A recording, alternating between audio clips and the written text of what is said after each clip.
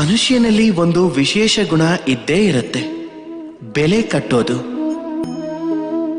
ಯಾವುದು ದುಬಾರಿ, ಯಾವುದು ಅಗ್ಗದ್ದು, ಯಾವುದನ್ನ ಖರೀದಿಸೋದಕ್ಕೆ ಹೆಚ್ಚು ಹಣ ಪರಿಶ್ರಮ ಬೇಕೋ ಅದು ದುಬಾರಿ, ಯಾವುದನ್ನ ಖರೀದಿಸೋದಕ್ಕೆ ಕಮ್ಮಿ ಹಣ ಕಮ್ಮಿ ಪರಿಶ್ರಮ ಬೇಕೋ ಅದು ಅಗ್ಗ.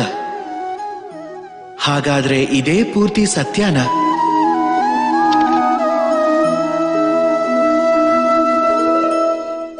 ಈಗ ನಿಮ್ಮ ಮುಂದೆ ಒಂದು ಪಾತ್ರೆ ಇದೆ, ಇದರಲ್ಲಿ ನೀರು ತುಂಬಾ ಇದೆ. ಹಾಗೆ ಇಲ್ಲೊಂದು ಚಿನ್ನದ ನಾಣ್ಯ ಇದೆ. ಈಗ ಹೇಳಿ, ಇವೆರಡರಲ್ಲಿ ದುಬಾರಿ ಯಾವುದು ಅಂತ? ನೀವು ಖಂಡಿತವಾಗ್ಲೂ ಹೇಳ್ತೀರಾ ಚಿನ್ನದ ನಾಣ್ಯನೇ ಹೆಚ್ಚು ದುಬಾರಿ ಅಂತ. ಈ ಚಿನ್ನದ ನಾಣ್ಯದಿಂದ ನೀವು ಇಂಥ ಎಷ್ಟೋ ಪಾತ್ರೆಗಳನ್ನ ಖರೀದಿಸಬಹುದು. ಆಗ್ಲಿ, ಅದು ಸರಿನೇ.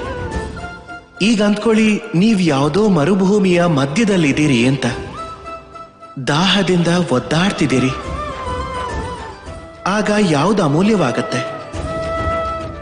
ಆಗ ನೀವು ಈ ಪಾತ್ರೆಯ ನೀರಿಗೋಸ್ಕರ ನಿಮ್ಮ ಜೀವನದ ಗಳಿಕೆಯನ್ನೆಲ್ಲ ತುಂಬಿ ತುಂಬಿ ಹಾಗೆ ಕೊಡೋದಕ್ಕೆ ತಯಾರಾಗ್ತೀರ.